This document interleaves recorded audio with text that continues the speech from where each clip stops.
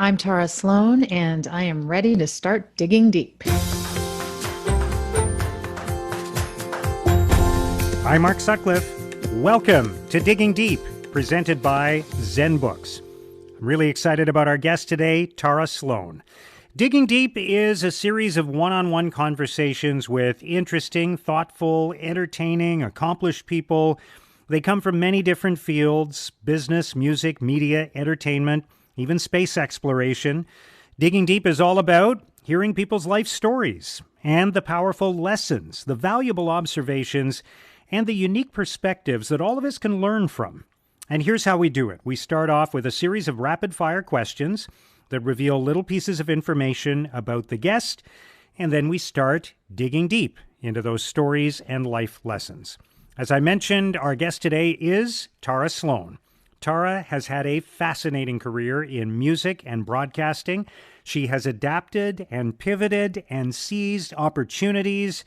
She is now the co-host of Rogers Hometown Hockey on Sportsnet, and also Top of Her Game, which shines a spotlight on women in sports. Now, before she went into broadcasting, Tara was a musician, including as the lead singer of the Juno Award-nominated group Joy Drop. She also appeared on Rockstar INXS, which was a reality TV competition to find the lead singer of INXS. In our conversation, Tara and I talk about her amazing grandmother, how she learned about meditation from her Buddhist parents, how she has become a voice for social justice, a warrior for social justice, what she will feel proud of at the end of her life and why she thinks about that now. We talk about kindness and gentleness, being overprepared, why she keeps taking leaps in her career and what she's learned from that, how she has overcome anxiety, why she shares her story about that, and so much more. One last thing before we get started. If you like what you hear, please subscribe and post a review on Apple Podcasts or wherever you listen, and share this podcast with your network.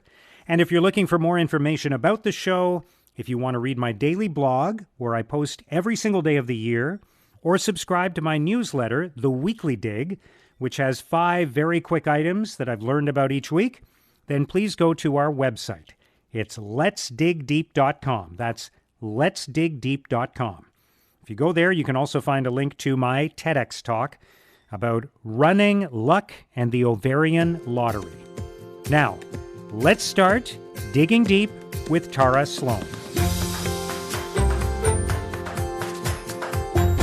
Tara, it is a great pleasure to welcome you to Digging Deep. Thank you so much for joining us today. It really is my pleasure.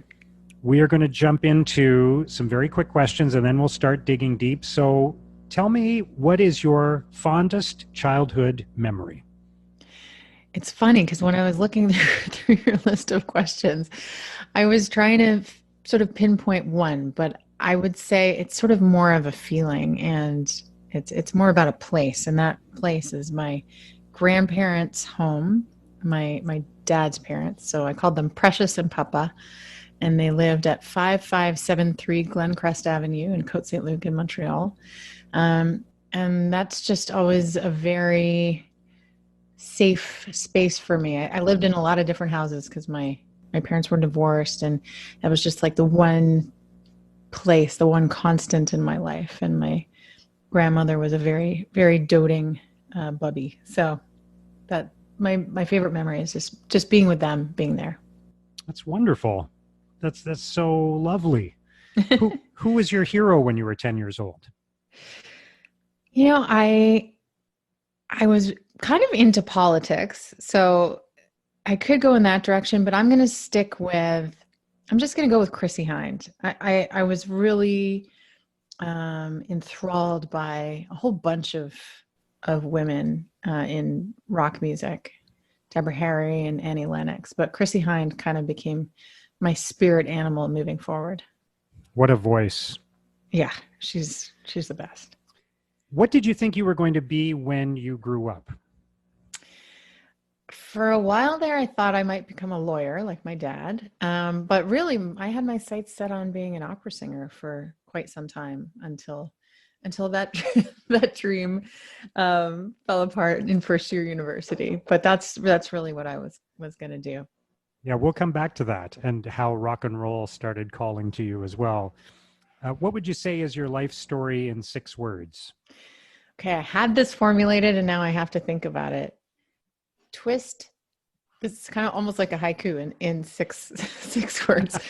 Twists, turns, I jumped right in. I like it. And that's great because we're going to talk about all the different directions your career has taken and how you've ended up here. And it is a bit of a twisty path, isn't it? Yeah. What would you say is your greatest mistake and what did you learn from it?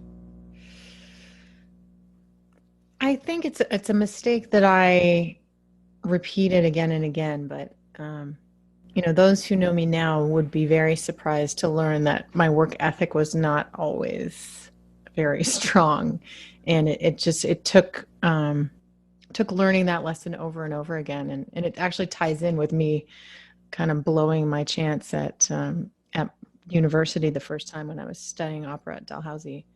Uh, I don't know why I rested on my laurels, but I didn't work hard. Sometimes you can be good, but you'll never be the best unless you really, well, dig deep and work hard. And so I had to learn that lesson a number of times before I became this sort of, I don't know, perfectionist that I am now. For what do you feel most grateful? For my family. I mean, I've had an incredible support system growing up, and I have an 11-year-old daughter who's the greatest thing to ever happen to me. What has been the best year of your life so far and why? I would say the best year of my life was the year my daughter was born. I took the full maternity leave, so it really was exactly a year. Um, a year of learning new things and becoming a mother and learning to step into that role, and just falling in love. It was a year of falling in love. That's a beautiful way to put it. What was the toughest year of your life so far and why? Well, I guess it would be easy for most of us to say this has been the toughest year, and indeed it's been challenging. But I would say there's some in between times that were hard, really, really hard. And I think there was probably a year between making the jump out of being a full-time musician into being a full-time TV broadcaster where I really didn't know what I was going to do. And it felt like a very painful limbo. So I would say somewhere in there, somewhere in the kind of 2006s or something. Okay. What one person has had the greatest impact on your life? That's a hard one because you run the risk of excluding so many others. I don't know. I don't know if it's too lofty to say. Chogyam Trungpa Rinpoche was the first Tibetan Lama to come and teach students in North America. And my parents were students of his, and I subsequently started following those teachings as well. So I'm just going to say him, not just because that's sort of the guiding principles that I grew up with, but also without him, I don't think my parents would have had me, perhaps. So let's just go with that. Okay. That's important. Yeah. What is the most important lesson that you would share with others? What comes to my mind is a lesson that I learned when I was on the road with my band Joy Drop in the late 90s, early 2000s. And we had a play at all costs kind of mantra. We didn't miss a show. Didn't matter if somebody was sick or dying, literally. And it really, it cost us a lot in terms of caring for ourselves and the people in the band. So the whole became more important than the individuals. And I think it was a real lesson in, um, you know, kind of teamwork. Like if you don't care for your team or your colleagues or your family, um, then everything else falls apart. So that was a very profound lesson for me. Yeah. What would you say is the biggest factor that led you to where you are today on that twisty road we were talking about? The biggest factor was, I think, nothing happens or nothing has happened in my life until I make a big decision. And sometimes it's a matter of making decisions that may not pan out the way you want them to. But right now, as a sports host, I made the decision to give it a try. And luckily, so far, it's worked out. What would people be most surprised to learn about you? They would be most surprised to learn that there was a short period in my life where I was sort of entirely disillusioned by the TV business, the music business, entertainment at all, where I really started to look seriously at uh, chaplaincy programs. That that there are places where you can study to be a Buddhist chaplain, and that I actually contemplated that. Wow. That's really interesting. Yeah. What is your secret talent? Um, I'm really good at the recorder. Okay. Yeah. Most people would like me to keep that secret. What is your boldest prediction for the future? My boldest prediction is that we will come out of this pandemic as a better, more caring society. I I don't know if it's a real prediction, but it's certainly a prayer. What is the most fun you've ever had? I don't know if it's like, you know, jumping off a bridge or something like that. I mean, God, I honestly, I don't know. It's not standing on stage in front of, being a rock star. I mean, I having never played music in front of an audience, I always think of that as I know why the Rolling Stones have not stopped touring, because how could you Yeah. ever get tired of that feeling of being in front of an adoring crowd, right? You know what though? The funny thing about that is, and you're right. I mean, probably it is probably music related, but I don't think I started having the most fun until I stopped doing music for a living because the stakes felt very high and it was hard to kind of, I don't know, there's like you perform in maybe a different way, or at least I did. I think the most fun I've had is performing music with my friends just because I love it and we all love it. Yeah, I get that, because otherwise it's partly your job, right? As fun as it Hmm. is. Yeah. Hmm. What's the scariest thing you've ever done? Well, I mean, other than like childbirth and stuff like that, I would say as a performer, doing the anthem at the Bell Center for a Toronto Maple Leafs Montreal Canadiens game. Okay. I was nauseous for a week. And I think I know which game that was, and we'll come back to that. Okay. What would be the message of your commencement address? That I hope I don't sound morbid, but I really am starting to think of things in terms now of how will I think about my life when it is coming to a conclusion, which, as we know, can be at any time. And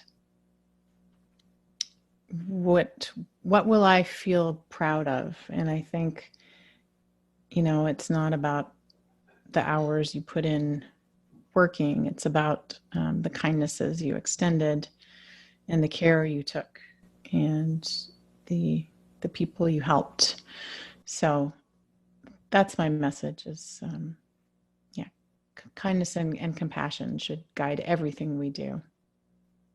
It's a great message. What has been the greatest turning point in your life so far? Oof. I mean, motherhood's a big one. Um, I mean, motherhood's a really, really big one.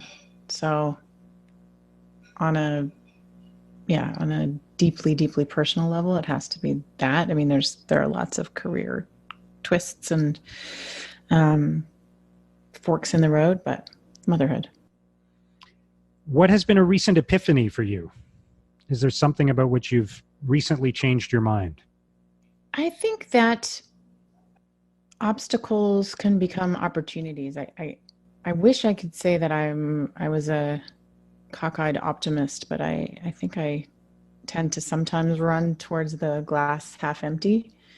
Um, but it really is about outlook, and it sort of has revealed itself to be true during this pandemic that when things feel closed, it's just all about a shift in perspective. What book are you most likely to recommend to other people?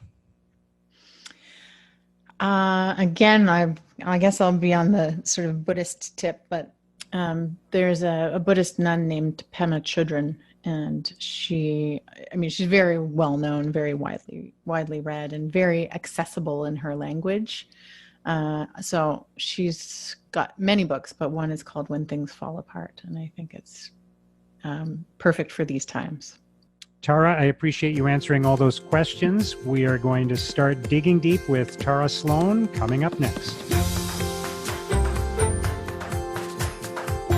We're just going to take a quick break so I can tell you a little bit more about the presenting sponsor of Digging Deep, ZenBooks.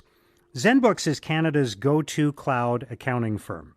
They are not your typical accounting firm. I know the founders, Colin and Eric. I've worked with them for several years. And here's why I think you should consider working with them too. First of all, they bring a fresh, unique, modern approach to what is a very old-fashioned industry. These guys were working remotely and in the cloud long before it became cool. ZenBooks also uses technology to your advantage. I think this is really important. They give you the tools and analysis you need to monitor your business in real time. That's so valuable right now when everything changes so quickly. Yes, they're a virtual accounting firm, but that doesn't mean they're offshore, and it doesn't mean they're inattentive. ZenBooks combines the efficiency and effectiveness of a cloud accounting service with all the benefits that you'd want from a trusted advisor, high-level advice, and strategic support. Now, here's what I think is going to happen if you work with ZenBooks. You'll probably start out taking advantage of their cutting-edge cloud accounting solutions, but in the long run, I think you'll stay with them because of their strategic guidance and problem solving. Among their core values, they specifically list being candid and proactive. Isn't that exactly what you want from a trusted advisor? Look, even if you're already working with an accountant or a bookkeeper, or you have some accounting staff on your team, I think you should still talk to ZenBooks and learn more about their tools and their expertise. Check out ZenBooks at zenbooks.ca. That's zenbooks.ca.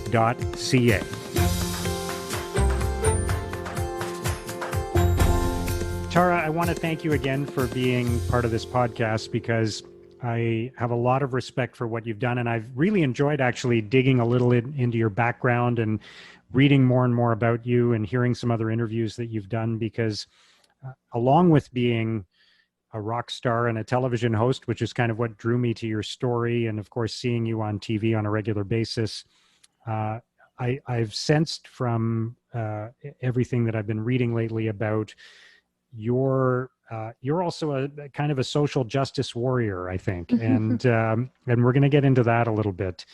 But I wanted to start by going back into your family history, and I understand that there is a story related to your grandmother and about her getting accepted to McGill University, which would have Hmm. been unusual at the time, but she didn't end up going. Is that right? Hmm. Yeah. So my grandmother was born Phyllis Gold in Montreal, and she had a twin brother and an older sister and an older brother. And she was Jewish. And so at the time, there were quotas on Jews at all kinds of institutions, but universities being one of them, McGill University specifically being one of them. She was a very, very bright young woman and was interested in academia. And so out of high school, she applied to McGill. And in spite of the quota on Jews, she did get in. And unfortunately, her father felt like academics was just not the path for a young lady. And she went off to teachers college, which I think she enjoyed being a teacher, but she became a full-time mother when my uncle and my father were born.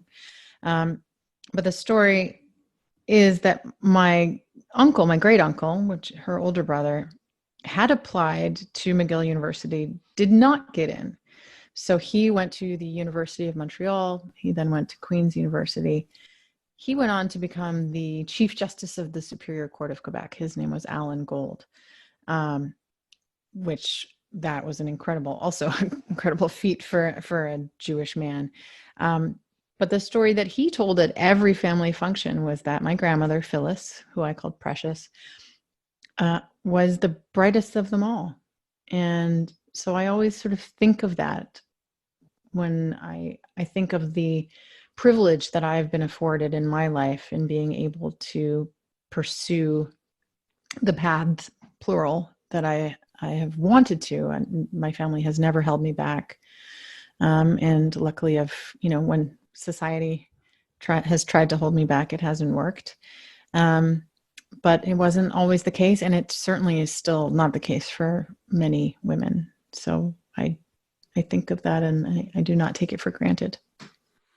Yeah, and you've been such a trailblazer, and what I often think about, especially because I have a daughter and a stepdaughter, and I think about the world they're growing up in, and I think about people from another time, and frankly the all the lost opportunities, right? Mm-hmm. The people whose contributions were never felt because they weren't given a chance. Mm-hmm. Women, people of color, indigenous people, we missed out on a lot. Not only did we deny those people their opportunities, but we didn't get the benefit of it, right? And on it goes. Yeah. Now you've touched already a little bit on your parents being Buddhist. Mm-hmm. Can you tell me more about what it was like growing up in that environment?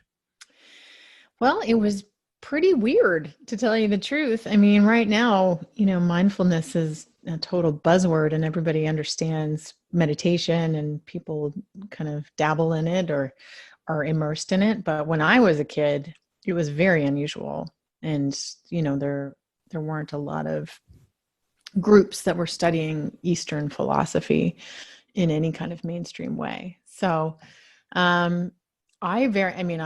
in retrospect, I really appreciate the community that I grew up in. I appreciate the lessons and the language that I learned.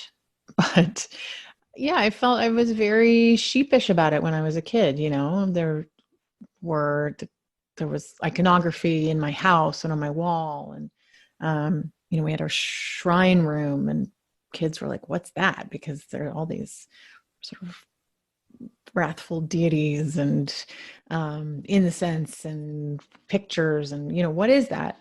So I wanted to be like everybody else, and it didn't feel like I was. So in that way, it was interesting to kind of work with that. But now, I mean, you say you're Buddhist, and it's nothing weird at all.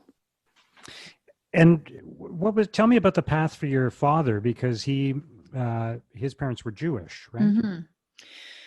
There are a lot of Jew-boos. There seemed, anyway, in the community that I'm part of, there seemed there seems to be some kind of attraction for Jews towards Buddhism. And I don't know if it's sort of the study aspect of it, but um, yeah, I mean, my mom and my dad met in their early 20s, and they actually were listening to Shom radio in Montreal. And now Shom, everybody knows it's a rock station, but Shom used to be a pretty alternative station, and they would play lectures by, you know, hippie and spiritual teachers. And that's actually where they first heard Trungpa Rinpoche speak. So that's where their attraction kind of stemmed from. I mean, I'm sure that there were members of our family that thought it was very weird on my mom's side too, because it was very unusual at that time. But they followed their path, and I mean, it's always been respected in my family. What role does that play in your life today, and what lessons do you still carry forward from having been immersed in that as a child? Well, I think there are lots of ways that I probably couldn't really identify, just because it is the sort of language I learned, but in a very tangible way. I mean, sitting meditation is the core practice, and that's certainly something that I have turned to repeatedly in my life, and tried to keep a regular meditation practice. And was even doing some Instagram meditation sessions at the beginning of the pandemic, which was actually really nice. But I think the teachings on compassion and loving kindness, taking responsibility for one's own actions, the laws of karma, cause and effect, all of those are sort of just imbued in the way that I grew up. So it's sort of impossible to extricate them from me. But in a way, you went from being worried about being different and other people thinking you were weird to being way ahead of the curve, right? I mean, you could look at it that way, because some of the mindfulness and those kinds of things that you're talking about have become very, well, for lack of a better word, mainstream today, right? And I think it's great. I mean, I definitely think that I do remember when the kind of mindfulness movement started, and I was a bit skeptical, because I think if you study in a tradition like Buddhism, there's a lot of study and practice associated with that path. But I think I see now that there's value in a mindfulness practice, whether it is based in a philosophy or not. I mean, I think just the act of sitting down and taking a minute for yourself, really whatever your motivation is, I think it's good. So yeah, I mean, I think it's great. Tell me more about your meditation practice. What form does it take, and when do you do it, and what does it bring you? Well, I'll be the first to admit that it's been intermittent in my life, and probably for many meditators, the struggle is always keeping it regular, especially if you don't have a regular schedule, which I feel like I don't right now. It's kind of hard to keep it on the rails. But the practice that I grew up with is one where the object of meditation is the breath. So it really is just finding a comfortable seated position, putting a very light emphasis on the breath, becoming aware of the thoughts that are entering your mind, because that's an inevitability. And it's not so much pushing them away, but seeing the pattern of your mind and sort of labeling your thoughts, and recognizing that your thoughts are all kind of weighted equally, in that they're actually nothing. So they don't really actually hold any substance. So it's really seeing what your mind is doing. That's a big part of it. And then always coming back to the breath when you can, just remembering again and again, coming back to the breath. And, it's not, any seasoned meditator will tell you that it's not a quick fix. It's called a practice. Nobody gets it perfect the first time or even the 100th time. And they certainly don't get it perfect every time. But I think what it can do is allow more space in your mind. So maybe you just don't jump on things quite as quickly, or maybe you don't, there's a really intense thought that enters your consciousness, but you can see it from a little more distance and realize that it's just a thought. So I do think it's about sort of just creating a sense of space and I don't know, intentionality maybe. That's a really good description. I have tried meditation recently myself, and I want to do more of it. And I think one of the big obstacles for me was wanting to be really good at it to start out, and also that thing of accepting that your mind is going to wander, and that once in a while you're going to start thinking about practical things, and being okay with that and Mm-hmm. acknowledging it rather than punishing yourself about it, Mm-hmm. Yeah, gentleness is a big is a must. Otherwise, you just spend the whole time just self-flagellating. Yeah. So do you feel like it's made a big difference in your life? Absolutely. Yeah. And at times when my discipline has been really good, it certainly has. And maybe more notably, I notice its absence when I kind of fall off the path a little bit. How would you describe, if there is such a thing, a perfect meditation? What are you feeling, and what do you experience? Well, I don't think there is any such thing, or at least not for me. Um, I think one where, I mean, maybe, the gaps are a little bit longer between the barrage of thoughts. Um, but even when the barrage of thoughts come, it's, you're not filled with anger towards yourself. I think it just has to be that good mix. And then there's sort of some practical things like, feeling good in your body, not feeling too many aches and pains in your posture, and not feeling too tired. That's a hard one. When you're sleepy, meditation is really difficult. Let's talk a little bit about your fascinating career path. And I want to go back to what you said earlier about originally thinking you were going to be an opera singer. Mm-hmm. Just walk us through how you got from there to being in a rock band. Well, I always loved rock music. I always loved all music. Um, my dad is a musician and writes songs and plays guitar. So I grew up with all kinds of different music in my household. And And do you have a first memory of singing in front of other people? well, I it was very young. I mean, he tells me that I got up at a coffee house when I was 3. That he was at York University. But that's not my memory. That's Okay, his. that's That's your dad's his. memory. Yeah. What did you sing? Um, Do you know? Baba Black Sheep. Okay. And it went over well? Yes, very well. I think I Okay. I think I stole the show, as a 3-year-old would, I guess. My first recollection.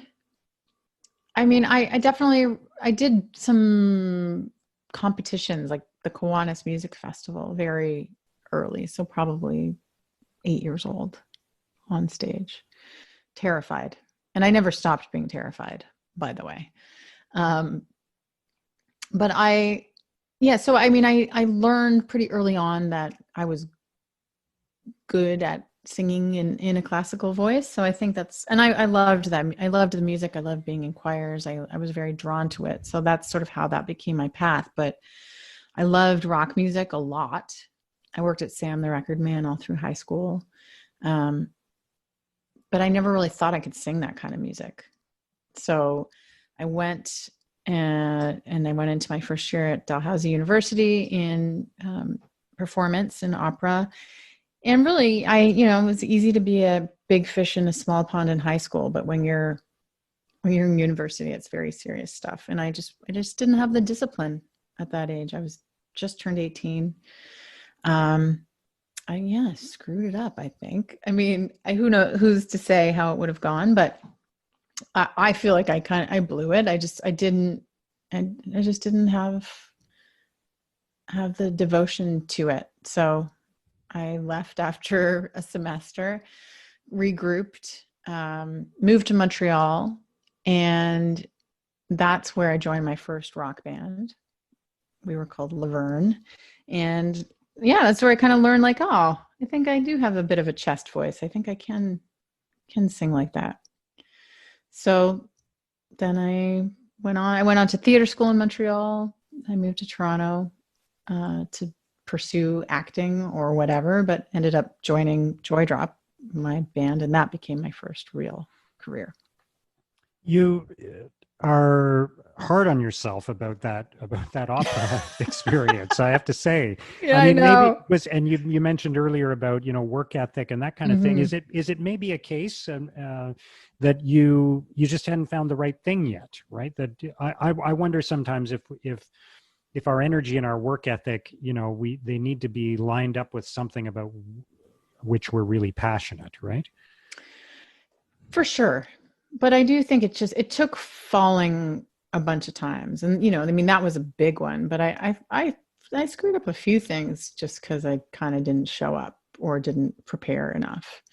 Um, and again, it's like not at all in my character anymore. So yeah, I am hard on myself. I mean, obviously things have worked out fine. And there are a few career paths that are harder than being a classical musician. So I may have saved myself some pain. It's more that, I don't think I made the decision to leave classical music behind. I do feel like I wish I would have handled that better. That's all. And is it true you joined Joy Drop by answering a classified ad? Yeah, in Toronto, there's a weekly called Now Magazine, and Yeah.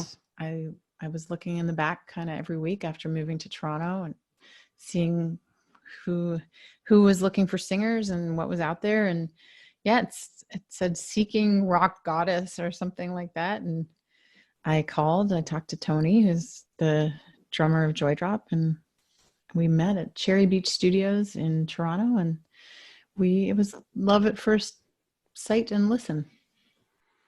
And from there, you end up doing a music video with Tommy Lee, right? I mean, that's how. that's kind of. I mean, that had to be sort of a moment. Like, wait, how did I get to this point, right? Yeah, I mean, there was a lot in between there. Yeah. Had it of that. Like, I mean, I was I didn't realize when I joined Joy Drop, like I didn't know anything about the music business at all.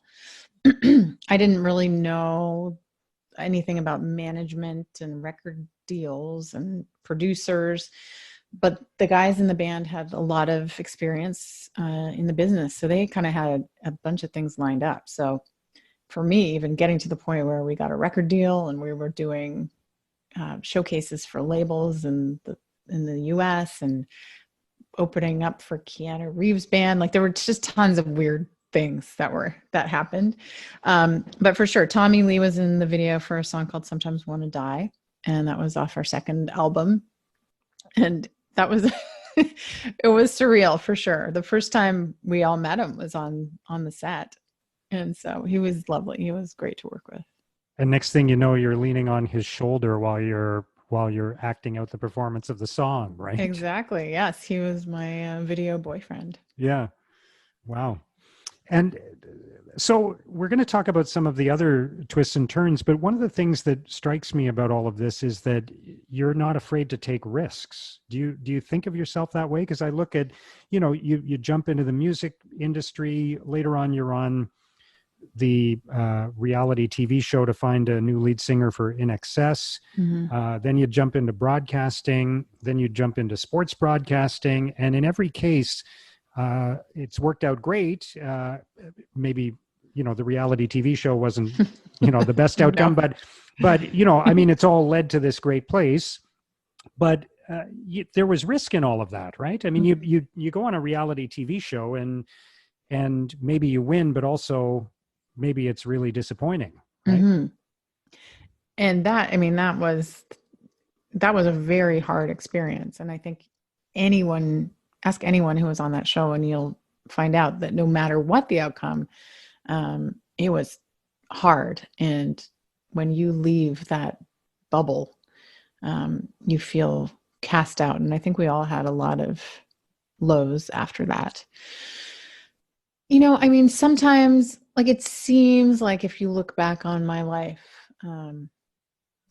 yes, that I took a lot of leaps of faith, and I am very grateful for how everything has turned out. But sometimes it took me a really long time to make these choices. And so, I mean, I do look at things in terms of, will I regret not having done this? And if the answer is yes, then I do it. But it does take me a while to get to that point. When I was thinking about leaving music full time, to me, that came with a whole bunch of baggage that was like, what am I going to be if I'm not Tara the rock singer anymore? That was really hard. And so the decision to jump off into a new career, it really took me a long time to sort of say it out loud. Okay, I'm going to apply for jobs in TV. I'm going to really actually do this, because saying it out loud meant that it was going to be real and that I wasn't going to be Tara the rock singer anymore. So yeah, I kind of feel like the universe doesn't line up until you make some definitive choices. But that being said, yeah, I eventually come to these conclusions. Yeah, and what I find, I guess maybe this is reflecting my own sort of inclinations, but maybe I'm too risk averse. But I think about, you go on a reality TV show, and I would be thinking about all the ways it could go horribly wrong for me. Mm-hmm. And even things, I have to admit, I have discomfort with things like something like the music industry, where it's not just who's great in the music Mm-hmm. industry. There's so many other factors, right? There are terrific musicians who I've never heard of, and then there are people who are incredibly famous who are perhaps not as talented as the ones we haven't heard of. And Mm-hmm. there's a lot of sort of vagaries of that kind of industry, and you sort of have to jump in and let the chips fall where they may, to a large extent, right? Yeah, I mean, listen, when I did Rockstar in Excess, I don't think I knew exactly what I was getting into. I mean, it took me a long time to decide to do it. That was more, I was worried about my reputation, because it was 2005. There weren't a lot of these kinds of shows. Like, it's sort of how people become known. But back then there was only American Idol, and then this show popped up. So I was really worried, having been in Joy Drop. I was, would people take me seriously anymore? Was it going to be really bad for my career?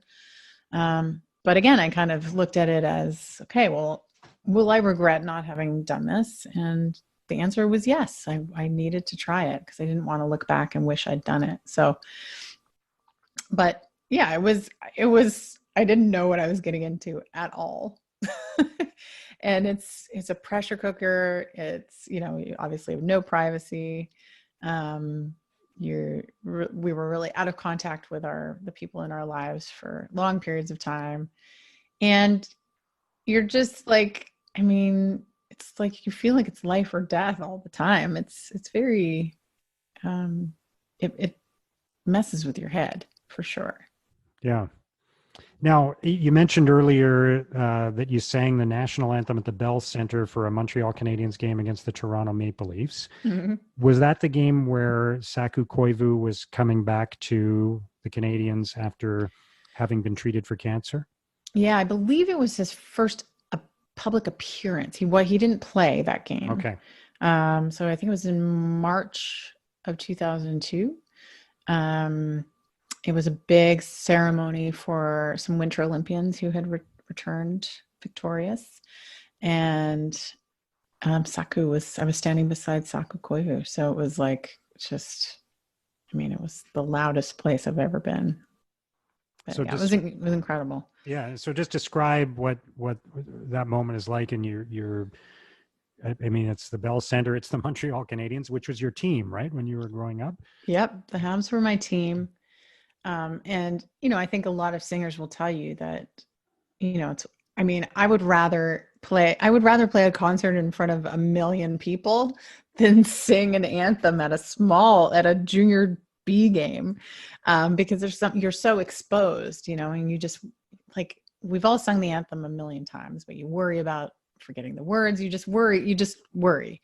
And, I just had to keep reminding myself to enjoy the moment. And I think at a certain point I allowed myself to, but I just remember, seeing Saku there and these medalists, and, the Bell Center was full and loud, and my hands were shaking to the point where I had to hold the microphone with two hands just to make sure it was steady. Um, but it was glorious at the same time. You talked earlier about the painful limbo that you had when I asked you about your toughest year, these in between times that Mm-hmm. you occasionally had. How did you get through those? Um, God, I don't know. I mean, they took different forms at different times. I mean, some of them were were dark, and I recognize now more that I think they were sort of minor mental health crises. And I'm not, there were times in my life where there was too much alcohol involved and drug use. I guess I can say that at this point in my career. I can cop to that. Some sort of just self-sabotage. Um, I think I'm just really lucky. I'm lucky that I have sort of a bedrock of self-belief and confidence, and an incredible support network in terms of my friends and family. I think I just couldn't have, I see how people really fall apart in those times. But I've been very lucky. I'm a very lucky person. You've also talked at times about the challenges you've had around nerves and anxiety, Mm-hmm. which are not evident to anybody who watches you do your job or has watched you perform. But just tell me a little bit about how they manifested themselves. And I find it interesting because you've obviously chosen career paths where those would really, come into play, right? You're getting up on stage, you're getting in front of a television camera. These are you've thrown yourself into it despite that. It's ridiculous. I don't understand it. It's like it's just I like to torture myself apparently. Um, well, I recognize now that I had anxiety attacks when I was very young. When I was probably 7, 8, 9 years old, I would lie in bed and kind of like spiral into this kind of freak out. But I didn't know at the time what those were. And then the first real anxiety attack that I had when I was an adult. I mean, I had always had a lot of sort of free floating anxiety, but as an adult, when I first started in television, I had one on camera. And so that was like, whoa, okay. Like I thought I was going to pass out. I had all the hallmark signs of the fight, flight, freeze. Um, and it was very clear that I had to do something about it. I had to seek some help. Otherwise, my TV career was going to stop before it even started. So I went into cognitive behavioral therapy and worked with that. And I mean, that gave me a lot of tools to sort of recognize, um, you know, to learn that I wasn't going to die or pass out. So that's important to know. You learn a lot about how we sort of catastrophize things and what's real, what's imagined, but also things like I shouldn't drink too much coffee before I perform or before I go on the air. like things like that are just very, very practical. Um, when your kind of baseline anxiety level is high, you just have to be careful, lack of sleep, don't be hungover, things like that. Just make sure you're sort of as healthy as your body can possibly be. So I know that it never goes away, but I'm become good at managing it. And I never hesitate to talk about it because I think it's helpful to have these conversations. Is there any one tool or any one thing that you sort of rely on or that you learned through processing this? Well, I mean, a few things like those are very important, just recognizing that your body is um, the most important thing. So being as settled and healthy as you can be. I mean, sleep is like wildly important. But there are a few just sort of like practical little things, if I'm before a show, I'll make sure I go get some big breaths of fresh air. Um, One sports psychologist gave me some advice that I thought was really great. And he said, sing a little bit before you go on the air. And sort of that just kind of connects you with some joy and settles your nerves. So yeah, I think just breathing deeply, breathing exercises, singing, stuff like that. And preparation, right? I mean, that's the work ethic part. If I feel like I'm at all unprepared, then I mean, forget about it. So I make sure that I'm over prepared. You mentioned sleep, and you used to do morning television. I used to Oof. do morning radio, and I don't think I fully understood the impact that was having on me physically and emotionally until I stopped doing it. Mm-hmm. It's huge. Yeah, me neither. I did it for 5 years. I hosted breakfast television in Calgary. And yeah, it was really well, I mean, I've never felt like that in my life. I felt like deathly tired twice a day. But it was the last year I was there, it just started to take a real toll. I developed chronic insomnia. So there were nights where I just didn't sleep. Oh, And that and was that's because the I was worst when you know the alarm's going to go off at whatever 3:30 or 4, free. right? Yeah. Yeah. And that's because I was starting to do some hometown hockey weekends. So it was just my schedule was flipping around all the time. Um, the biggest wake up call was we had a parkade underneath City TV in Calgary. And of course, when I pulled into work at 4 a.m., nobody's in that parkade. And I managed to practically shear off the side of my car on a pillar because I was so impaired, really. I was so sleep deprived and just so it was getting to the point where it was just not healthy for me. I want to talk about your role as a woman in sports broadcasting. And this year, as a result of the sort of topsy-turvy world we've been in and the requirement for everybody to adapt, you did a series on women in sports. Tell me about how you feel about that, the responsibility, perhaps the burden as well of being a prominent woman in a traditionally male-dominated field. Well, that's a biggie. um, I guess I'll say that I've always been somebody who has been outspoken about, I mean, maybe specifically, women's rights, but I have always felt compelled to, I don't know, speak for equality. Um, and I've been really lucky to have the vehicle that has been hometown hockey, because we have, my co-host Ron McLean, and we have an entire production team that sort of feels the same way. So we've tried within the context of a sport that has been very traditionally male dominated, to be inclusive and to be representative. And so, we always, okay, like, why don't we have more women's stories? Why don't we have more stories about Indigenous Canadians? Why don't we have more people of color? Like, what are we missing here? Because we know that it's imbalanced. And so that platform has become a very important one for us and very meaningful.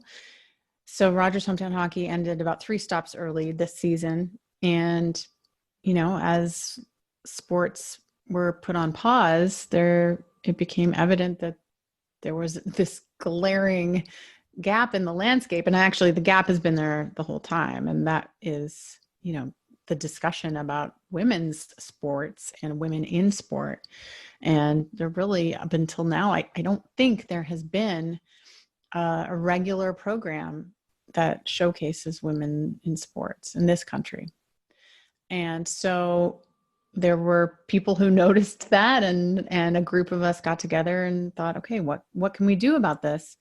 And so we created Top of Her Game, which airs Sundays on Sportsnet and on the internet. And, we focus on sort of trailblazers in that world. And, really the hope is that it will just sort of open the door towards more. I'd love to find a way to showcase more deserving women, because there are so many of them.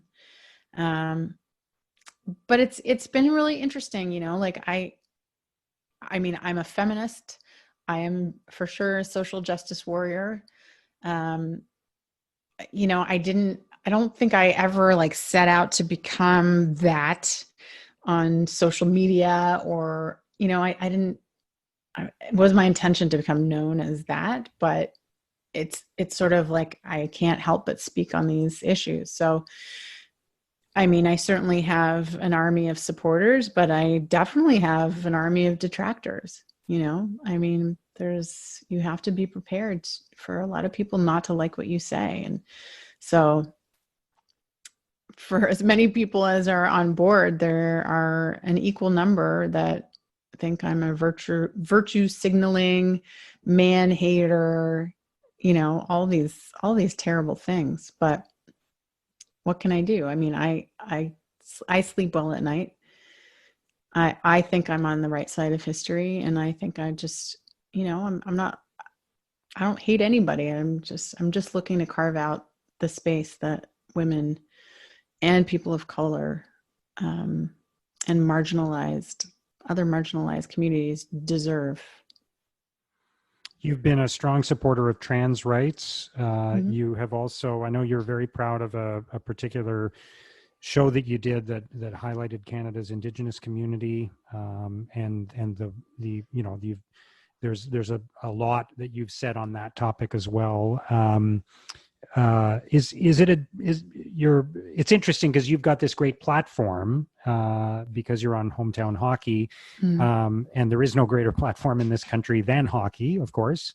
But it's not not a political broadcast. It's not a social justice broadcast. So how do you fit all of that together? And by the way, I'm not saying that means you shouldn't. I'm just interested to know, sort of how you line that all up in your own mind.